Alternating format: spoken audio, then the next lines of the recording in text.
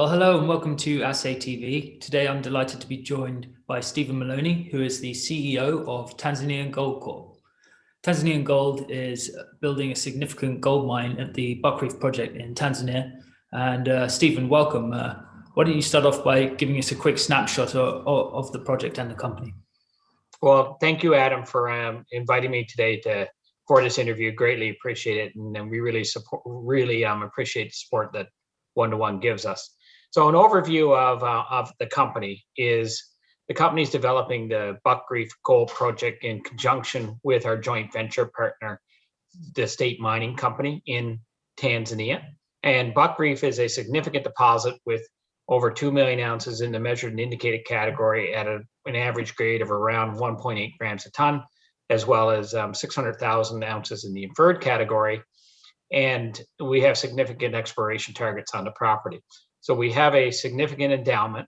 And what we're looking to do is move that project forward, both on an oxide mining operation, which represents 5 to 10% of our resources, as well as advancing forward quite a significant sulfide feasibility study, which will be capable of producing well over 150,000 ounces as a target.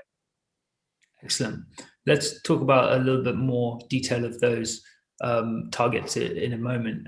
You've had some managerial changes, though, and for the update for the viewers and investors viewing, could you talk us through your team setup at the moment? Yeah, so our team set up at the moment, I joined in December 2020. Shortly thereafter, I brought on a new chief operating officer by Andrew Cheeto, who's well known in the mining industry at the executive level, and an individual, an ex-Barrick finance individual, Michael Leonard, joined us a couple of weeks ago in the chief financial operator position. So, you know, our head office team has changed. Also, our at the asset or Buckreef level team has changed as well. One of the good things about being in where we are is Barrick's Bulyanhulu complex is there, as well as Anglo Gold Ashanti's Gator complex is there. So what ends up happening is you have quite a bit of talent in the local area. They start off at those mines, go throughout Africa to get more experience, and then want to come back to Tanzania. So what we recently did was elevate a couple of our individuals that at the Buckreef gold mine into an acting general manager role. Both have significant experience with major miners such as Acacia Barrick, as I mentioned, Teranga in Senegal, mines in Laos, Papua New Guinea, and right throughout Africa. So we're pretty pleased with the staff complement we have, and the talent that's available in that region has been really good for us. Excellent. Yeah, it's certainly an experienced team with a lot of knowledge in the management level and then also at the site. So let's come down to the actual mining projects then. Could we get into a little bit more detail on what you were talking before about expanding on the oxide production? Yeah, so on the oxide production, we consider this a win-win-win project. It makes sense because the oxide layer is on top of the sulfide layer. So essentially it's a pre-stripping type of operation. It provides a lot of local employment, which is a win for the local community. It provides some economic benefits from a national perspective. And it makes sense for us to go and develop that project because it makes sense, given that it's a pre-stripping operation for the larger sulfide project.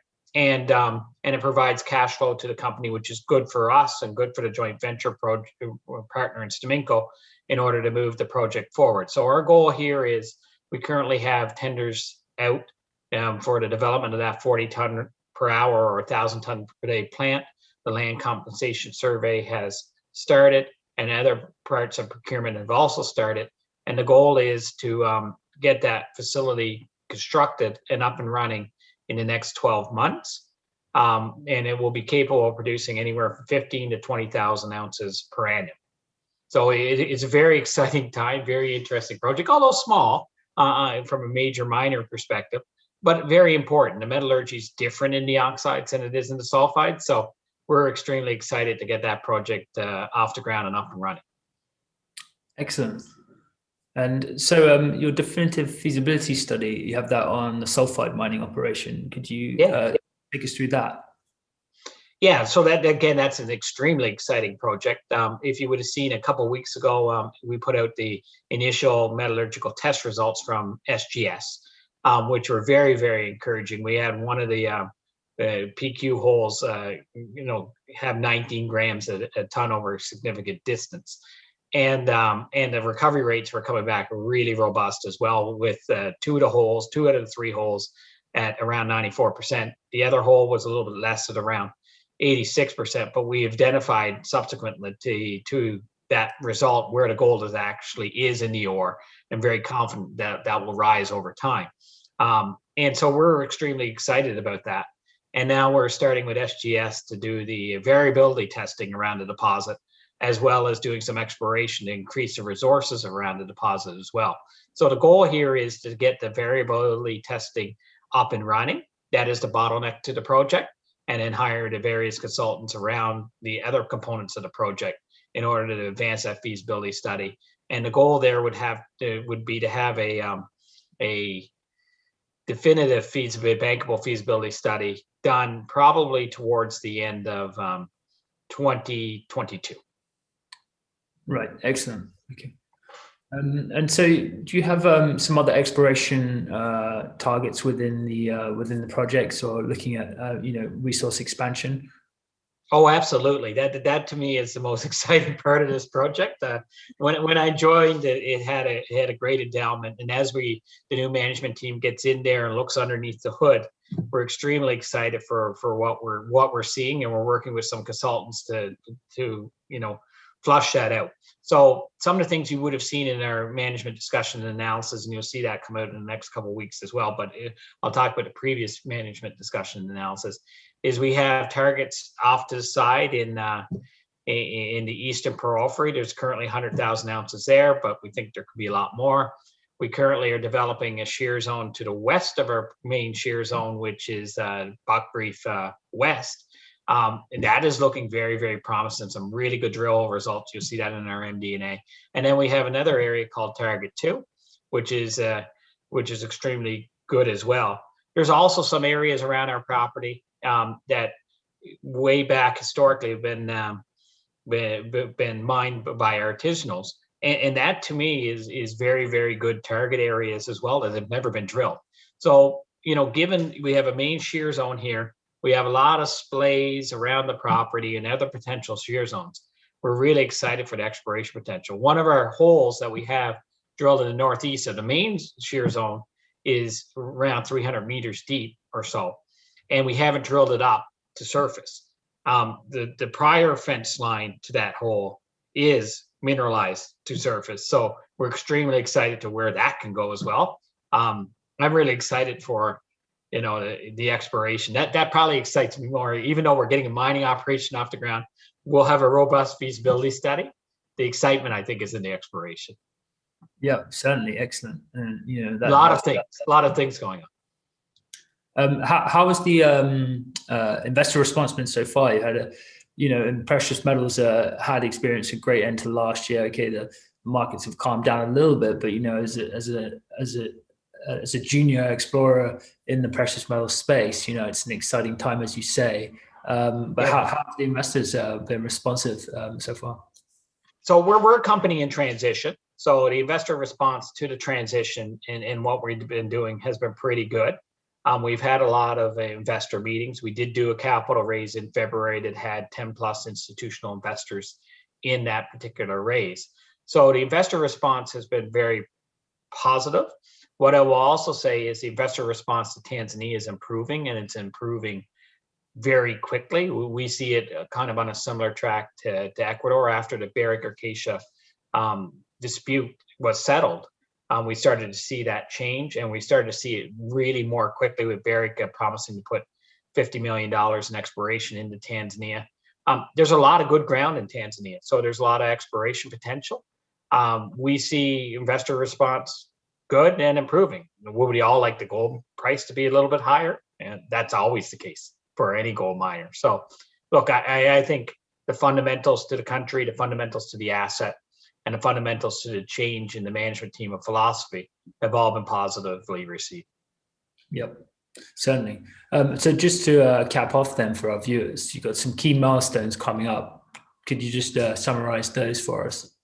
Yeah, so the key milestones coming up really are around getting our procurement done for the 1,000-ton per day plant, getting that moving. That's land compensation and building of a plant.